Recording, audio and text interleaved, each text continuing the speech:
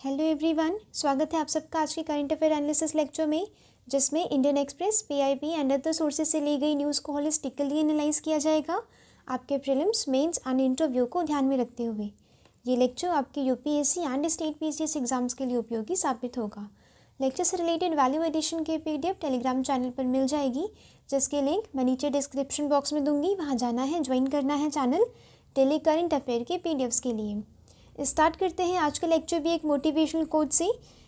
जीवन की त्रासदी यह नहीं है कि आप अपने लक्ष्य तक नहीं पहुंच पाए, त्रासदी तो तब है जब आपके पास कोई लक्ष्य ही ना हो। ठीक है, ये कहते हैं बेंजामिन मेस। क्या ध्यान देना है, आपको एक लक्ष्य बनाना है और निरंतर लगे रहना है, उस पर कड़ी मेहनत करनी है। ठीक है, बिना कड़ी मेहनत के लक्ष्य किसी को नहीं मिला है आज तक। मैं महिमा मिश्रा प्रेजेंट करती हूँ आज का Indian express newspaper analysis. Index देखते हैं क्या पढ़ना है और क्यों पढ़ना है। आज न्यूज़पेपर में क्या है खास इतना। डेवोस समिट को इनॉग्रेट किया गया है, फिर से ये पढ़ेंगे क्या इंपॉर्टेंट है इसमें प्रीलिम्स के लिए। ठीक है, वर्ल्ड इकोनॉमिक फोरम इसी से रिलेटेड है। वहाँ पे ग्लोबल रिस्क रिपोर्ट का जिक्र किया गया था, जो रिलीज़ की जाती है बाय वर्ल्ड इकोनॉमिक फोरम। ठीक है, ये प्रीलिम्स एंड मेंस दोनों पॉइंट ऑफ व्यू से इम्पॉर्टेंट है। ठीक है, दार्जिलिंग जू, स्नो लेपर्ड मैंने आपको पहले भी पढ़ाया था कि दार्जिलिंग जू क्या है, वहाँ पे लार्जेस्ट संख्या पाई जाती है स्नो लेपर्ड की इन कैप्टिविटी। ठीक है, जिन्हें जू में रखा गया है। टैक्स प्रोटेस्ट हो रहा है बर्लिन में, ये भी आपके जो वन लाइनर करंट अफेयर के लिए इम्पॉर्टेंट है। यूपीएससी में मैच द फॉलोइंग में पूछा जा सकता है। ठीक है, और यूपीपीएससी में भी इससे क्वेश्चन बन सकता है। What latest inflation data says, यानी कि मैंने आपको पढ़ाया था ये पहले भी, 2-3 दिन पहले मैं ये आपको पढ़ा चुकी। नहीं पढ़ा है तो वो आप पढ़ेंगे आज। ठीक है, सीपीआई इन्फ्लेशन में इजाफा हुआ है। अब यहाँ से अपने यूपीएससी में क्वेश्चन एक्सपेक्ट किया जा सकता है। ठीक है, ट्रेड डिफिशिट हिट 3 मंथ लो, यानी कि यहाँ पे हम पढ़ेंगे ट्रेड डिफिशिट, इसी से रिलेटेड है टारगेटेड रेंज अप्रोच। ये सरकार लेके आई है एक्सपोर्ट को इंक्रीज करने के लिए। देखेंगे इसमें क्या है। जीएस पेपर 3 मेंस के पॉइंट ऑफ व्यू से एंड इंटरव्यू के पॉइंट ऑफ व्यू से इम्पॉर्टेंट है। फर्स्ट न्यूज़ से स्टार्ट करेंगे। डेवोस समिट एनुअल मीटिंग हो रही है वर्ल्ड इकोनॉमिक फोरम की, जो जनवरी 15 to 19 में हो रही है डेवोस, स्विट्जरलैंड। ठीक है, अटेंडीज कौन से हैं। Antonio Guterres UN secretary general, Ajay Banga. ठीक है, who initiated the World economic Forum, यानी कि क्लॉज करके आप एक नाम याद रखेंगे, इन्होंने फाउंड किया था वर्ल्ड इकोनॉमिक फोरम। डेवोस क्या है, ये अराउंड 3000 पेइंग मेंबर्स को प्लेटफॉर्म पे इकट्ठा करता है एंड यहाँ पे डिस्कस किया जाता है agenda related to economy, related to political stability. ठीक है, डिस्कस किए जाते हैं यहाँ पे ग्लोबल इश्यूज, और 500 सेशंस यहाँ पे कंडक्ट किए जाते हैं। वर्ल्ड इकोनॉमिक फोरम एक ऐसी ऑर्गेनाइजेशन है जो ये 2 रिपोर्ट्स भी रिलीज़ करती है, क्वेश्चंस बनते हैं इससे। ठीक है, global competitiveness report world economic forum, global gender gap report world economic forum. ये चीज़ ध्यान रखनी है, कंफ्यूज नहीं होना। ठीक है, वर्ल्ड इकोनॉमिक फाउंड किया गया था, ये स्विस नॉन प्रॉफिट फाउंडेशन है, इस्टेब्लिश्ड इन 1971। ये इसका भी ईयर भी याद रखना है, क्योंकि अगर पूछ लिया जाए तो ऐसा ना हो कि आप कंफ्यूज हो रहे हैं। नो, ठीक है, यूपीपीसीएस आरओ में तो सीधे सीधे ईयर पूछ लिया जाएगा। Based in Geneva, Switzerland. ठीक है, याद रखना है। इसका मिशन क्या है, committed to improving the state of world by engaging business, political, academic, यानी कि सारे लीडर्स को, पॉलिटिकल एकेडमिक्स को, बिजनेस पर्सन्स को इकट्ठा करके ग्लोबल इश्यूज डिस्कस किए जाएंगे। ठीक है, some major exports reports published by world economic forum, energy transition index, world competitiveness report जो मैंने अभी पढ़ाया, ग्लोबल आईटी रिपोर्ट। ठीक है, ये वाली आप नहीं भी याद रखेंगे तो भी चलेगा, बट जो ग्लोबल जेंडर गैप रिपोर्ट है, कम्पिटिटिवनेस रिपोर्ट है, ग्लोबल आईटी रिपोर्ट है, इन सबको याद रखना है। ठीक है, global risk report and travel and tourism report भी इसी के द्वारा जारी की जाती है। अभी 2-3 दिन मैंने आपको पढ़ाया कि ग्लोबल रिस्क रिपोर्ट 2024 आई है बाय वर्ल्ड इकोनॉमिक फोरम।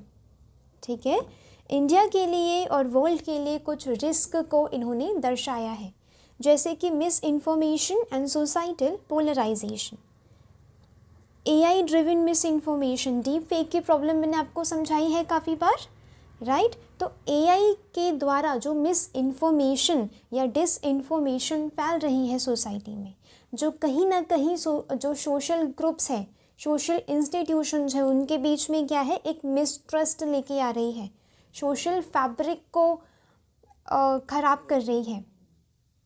ठीक है, तो मिस इन्फॉर्मेशन भी, यानी कि अगर इंटरव्यू में क्वेश्चन पूछा जाता है तो आप क्या बोलेंगे कि ग्लोबल रिस्क रिपोर्ट 2024 के हिसाब से इतने रिस्क वर्ल्ड इकोनॉमिक फोरम ने दर्शाए हैं। ठीक है, इन्वायरमेंट ऑफ इलेक्शंस, ठीक है, काफ़ी सारे कंट्रीज़ में इलेक्शंस होने वाले हैं, बांग्लादेश में हो गए, अब इंडिया में होंगे।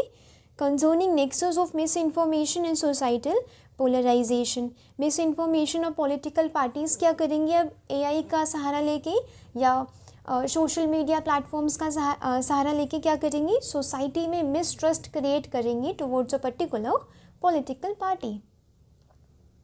ठीक है, misinformation and disinformation India के लिए फर्स्ट रैंक पे इन्होंने रखा है। इकोनॉमिक अनसर्टिनिटी, वॉर्स वगैरह हो ही रही है, रेड सी पे अटैक हो रहे हैं, ठीक है, इजराइल हमस है ही, रशिया यूक्रेन तो चलता आ रहा है, तो उससे जो इकोनॉमिक अनसर्टिनिटी हुई है, ग्लोबल सप्लाई चेन जो डिस्टर्ब हुई है, ठीक है, ये भी एक रिस्क माना गया है।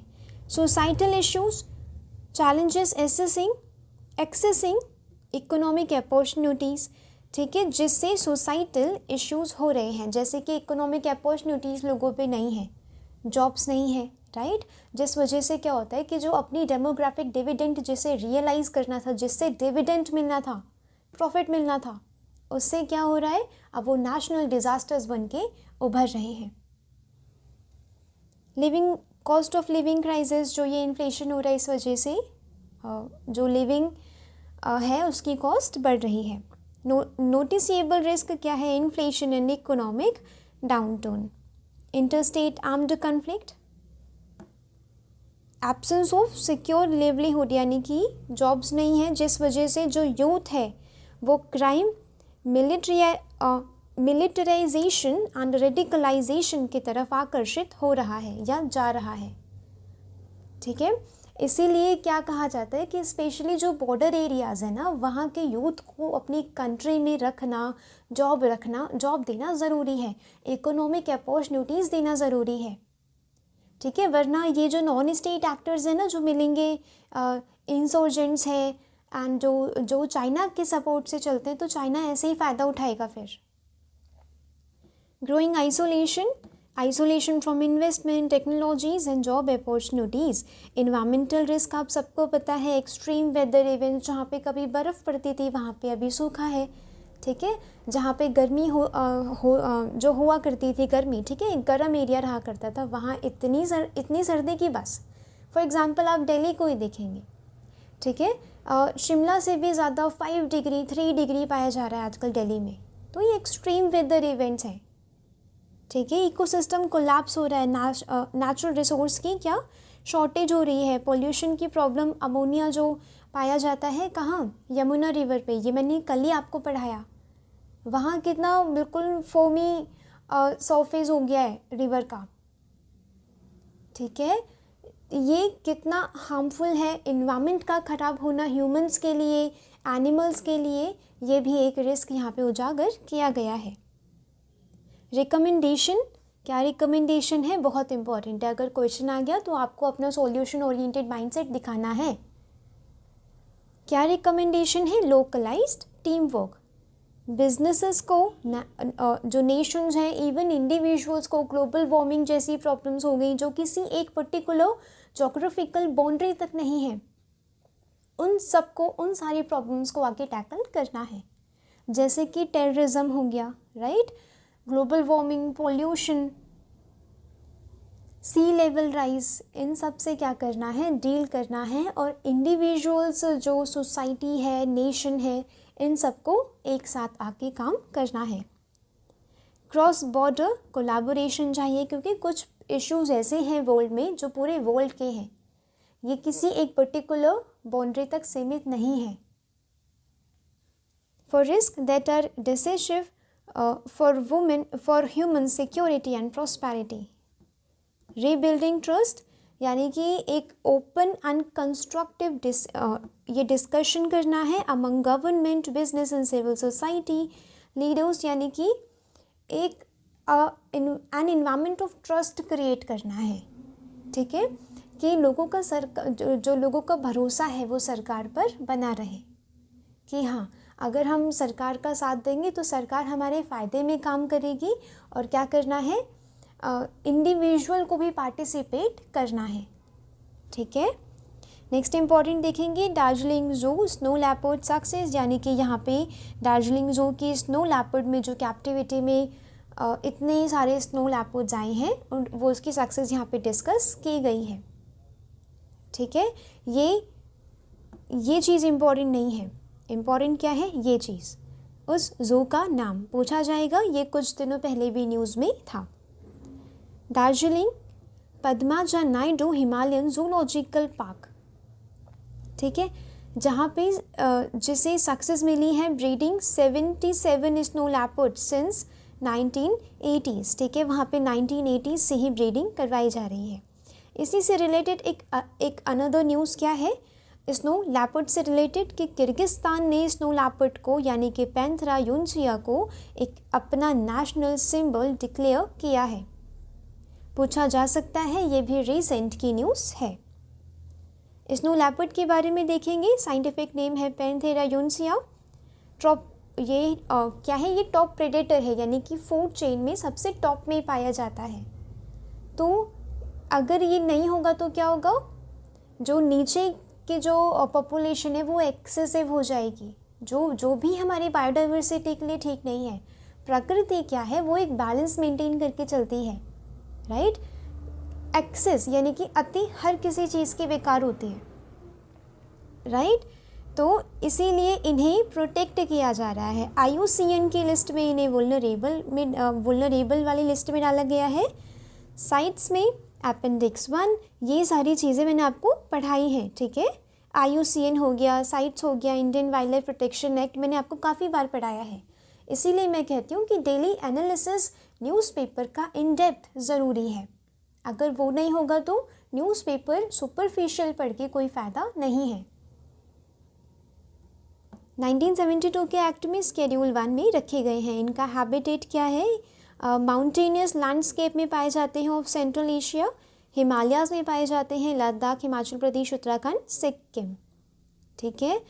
थ्रेट क्या है, loss of natural prey species, इनके शिकारों का लॉस हो रहा है, ठीक है। ग्लोबल वार्मिंग के चक्कर से जो इनके नीचे वाले जो लेवल पे पाए जाते हैं, ठीक है, जो ट्रॉपिक लेवल पे पाए जाते हैं, उनके साथ क्या हो रहा है, ग्लोबल वार्मिंग इफेक्ट कर रही है उन्हें, और उनकी जो संख्या है वो भी कम हो रही है। ह्यूमंस के द्वारा किलिंग हो जाती है, इलीगल ट्रेड होता है इनके फर में एंड बोन्स में।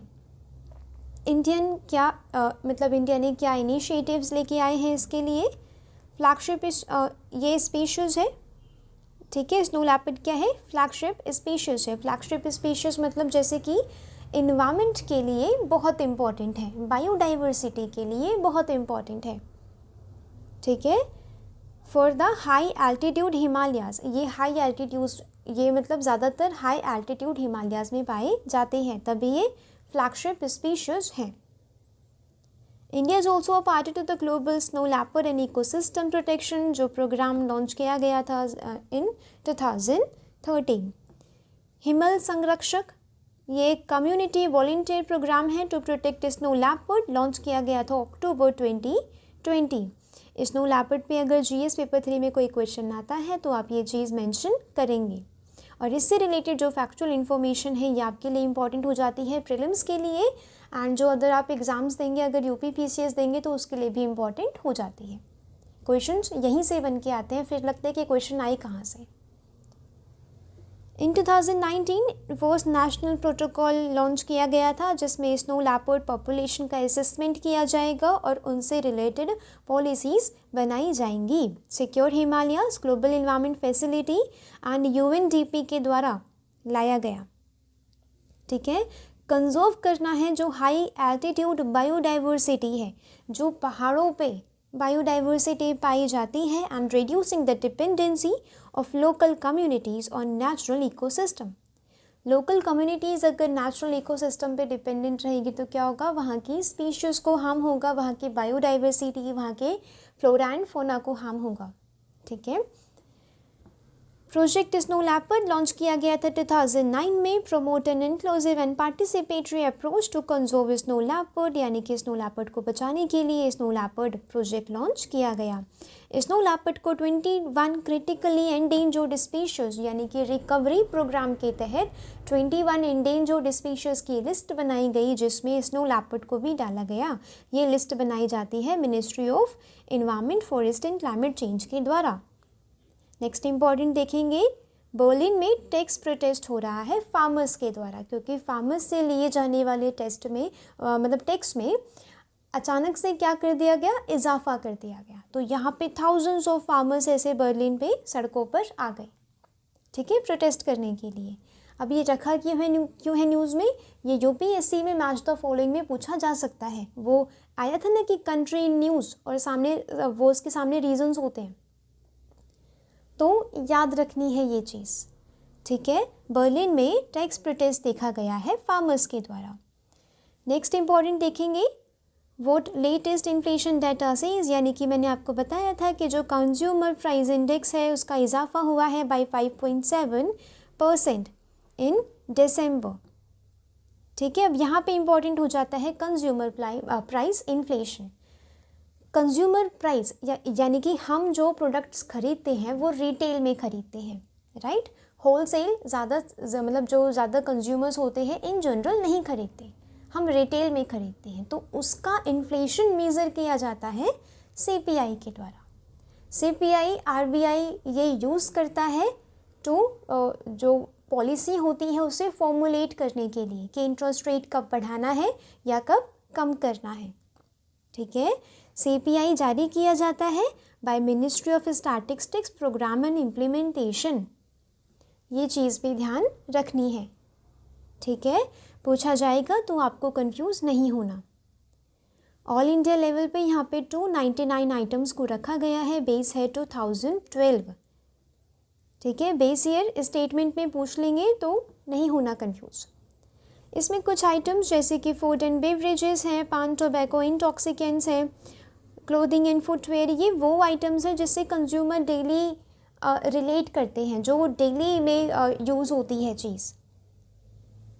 ठीक है, fuel and light, education, health care etcetera, यहाँ पे सर्विसेज को भी इंक्लूड किया गया है।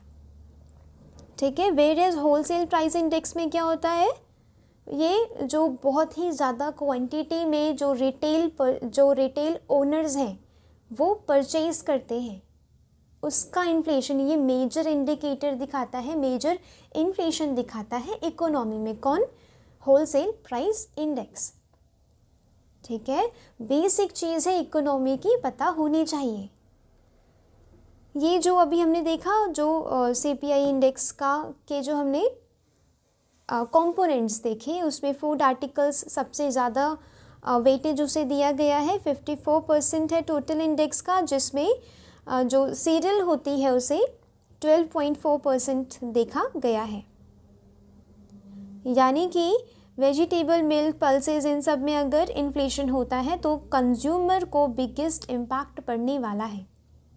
ठीक है, higher inflation is not good news for fiscal policy makers, यानी कि इन्फ्लेशन होना चाहिए, ठीक है, पर हायर नहीं होना चाहिए। ये नहीं कि हाइपर इन्फ्लेशन आ गया, नो। एक थोड़ी सी लिमिट इसकी ज़रूरी होती है to generate jobs, to establish industries, ताकि इकोनॉमी चलती रहे। देखिए, अगर डिमांड नहीं क्रिएट होगी ना तो क्या होगा, इकोनॉमी नहीं चल पाएगी, क्योंकि इंडस्ट्रीज इस्टेब्लिश नहीं होंगी, जॉब्स नहीं मिलेंगी, प्रोडक्ट्स नहीं बनेंगे, इकोनॉमी स्टैग्नेटेड हो जाएगी। ठीक है, इसीलिए कुछ हद तक इन्फ्लेशन सही होता है, बट हाइपर इन्फ्लेशन या फिर हायर इन्फ्लेशन ख़राब होता है पॉलिसी मेकर्स के लिए भी और पॉलिटिशियंस के लिए भी, क्योंकि पॉलिटिशियंस के लिए इलेक्शंस आने वाले हैं अभी।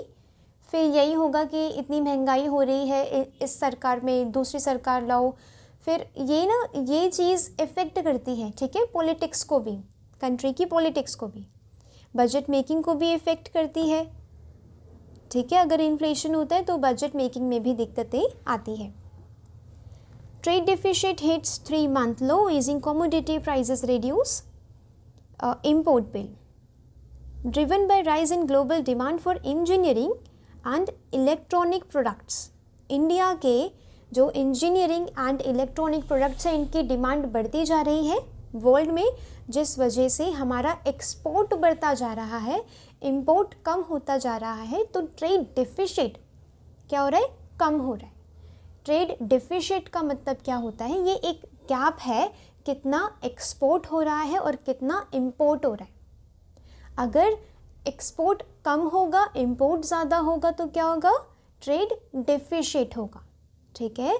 अगर इंपोर्ट क्या होगा, कम होगा एंड एक्सपोर्ट ज़्यादा होगा, एक्सपोर्ट ज़्यादा होता है तो किसी कंट्री को फ़ायदा होता है, किसी एक कंट्री को, जैसे कि हमारा एक्सपोर्ट ज़्यादा हो रहा है स्पेशली इलेक्ट्रॉनिक्स इंजीनियरिंग प्रोडक्ट्स में, तो इससे हमारी इकोनॉमी भी चल रही है, हमारी कंट्री को फ़ायदा है, तो ये क्या है, ट्रेड सरप्लस हो रहा है, ठीक है। ये इकोनॉमिक्स की बहुत बेसिक टर्म्स हैं, आनी चाहिए आप सबको।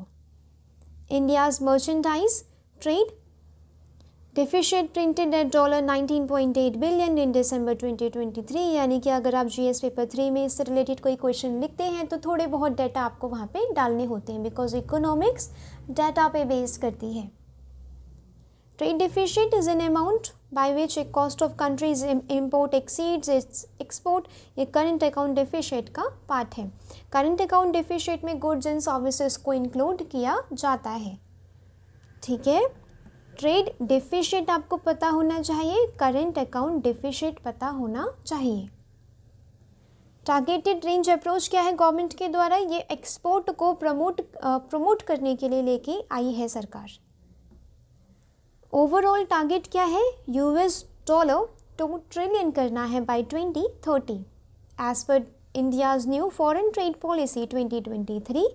ये चीज़ याद रखनी है, ठीक है, मेंशन करना है अपने आंसर में, क्योंकि यही चीज़ होती है जो आपके आंसर को एक अवेयर आंसर बनाती है, कि एग्जामिनर को लगे कि आप एक अवेयर पर्सन हैं, आपको पता है कि करंट में चल क्या रहा है, ठीक है।